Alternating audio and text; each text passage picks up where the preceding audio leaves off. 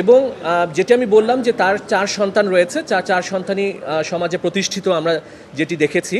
এর মধ্যে একজন হচ্ছেন উনি সরকারের উচ্চপদস্থ কর্মকর্তা হিসেবে রয়েছেন, একজন বাংলাদেশ প্রকৌশল বিশ্ববিদ্যালয়ের অধ্যাপক হিসেবে রয়েছেন, একজন প্রবাসী রয়েছেন, এবং তিনি যে ফ্ল্যাটে থাকতেন সেই ফ্ল্যাটের পাশের রুমেই থাকতেন ওনার স্কুল শিক্ষিকা, নিজের কন্যা। এই পরিস্থিতিতে এই অমানবিক ঘটনায় আমরা এবং এই প্রেক্ষাপটে আমরা একটি রিট পিটিশন দায়ের করেছি। এই রিট পিটিশনটিতে আমরা আদালতের কাছে, মহামান্য হাইকোর্টের কাছে যে প্রেয়ারগুলো করেছি, 4টি প্রেয়ার করেছি মূলত। প্রথমটি হচ্ছে যে এই যে হৃদয় বিদারক অমানবিক ঘটনাটা ঘটেছে, এখানে এই অমানবিক পরিস্থিতিতে মানবাধিকারের কোনো চরম লঙ্ঘন হয়েছে কিনা এটি নির্ণয় করার জন্য আমরা তদন্ত চেয়েছি। জাতীয় মানবাধিকার কমিশন, আপনারা জানেন, রয়েছে আমাদের বাংলাদেশে।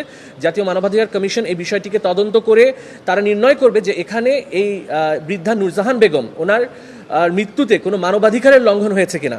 দ্বিতীয়ত আমরা চেয়েছি যে তিনি যে মৃত্যুবরণ করেছেন এখানে মৃত্যুর সঠিক কারণটি নির্ণয় করার জন্য, কারণ 7 দিন ধরে একটি লাশ একটি মহানগরের একটি গুরুত্বপূর্ণ স্থানে এভাবে পড়ে আছে, কিন্তু কেউ তার খোঁজ খবর নিল না, একাকিত্ব অবস্থায় তিনি লাশ হয়ে পড়ে রইলেন।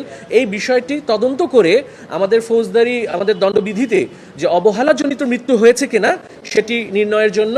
এবং তৃতীয় যে বিষয়টি আমরা কোর্টের কাছে চাচ্ছি সেটা হচ্ছে, আপনারা জানেন যে প্রত্যেক উন্নত দেশে কেয়ার গিভার, যারা বয়স্ক রয়েছেন, কেয়ার গিভার, তাদের পরিচর্যাকারী বা নার্স প্রদান করা হয় রাষ্ট্র থেকে। এটি রাষ্ট্র বা সরকারের দায়িত্ব যে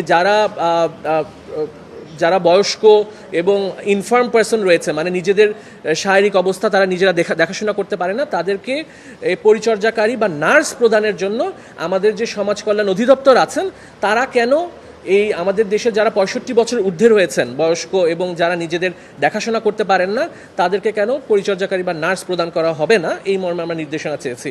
এই রিটটি আগামী সপ্তাহে হিয়ারিং করার জন্য আমরা আদালতে জমা দিয়েছি এবং আমরা আশা করছি যে আমরা এই রিটে আদালতে নির্দেশনা দিলে মৃত্যুর সঠিক কারণ নির্ণয় করা সম্ভব হবে। আশা থেকে 75 বছর বয়সী একজন নারীর মরদেহ উদ্ধার করা হয়েছে।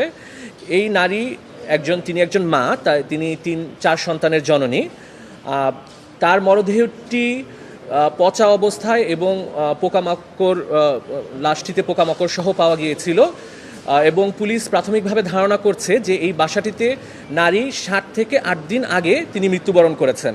কোনো মানবাধিকারের লঙ্ঘন হয়েছে কি না, কারণ আপনারা জানেন যে Bangladesh universal declaration of human rights 1948 সালের, যেটা আমরা সার্বজনীন মানবাধিকার ঘোষণাপত্র, এটা স্বাক্ষর করেছে। এবং এই ইউনিভার্সাল ডিক্লারেশন অফ হিউম্যান রাইটসে বলা আছে যে প্রত্যেক নাগরিকের বেঁচে থাকার অধিকার রয়েছে। এখন তিনি যেভাবে মৃত্যুবরণ করেছেন, আপনারা দেখেছেন যে তার ঘরটি খুবই আবর্জনাপূর্ণ ছিল, নোংরা অবস্থায় ছিল এবং বসবাস অনুপযোগী ছিল। এবং যিনি নার্স গিয়েছিলেন এখানে, তিনি বলেছিলেন যে 1-2 বছর এই ঘরটি মনে হয় পরিষ্কার করা হয়নি।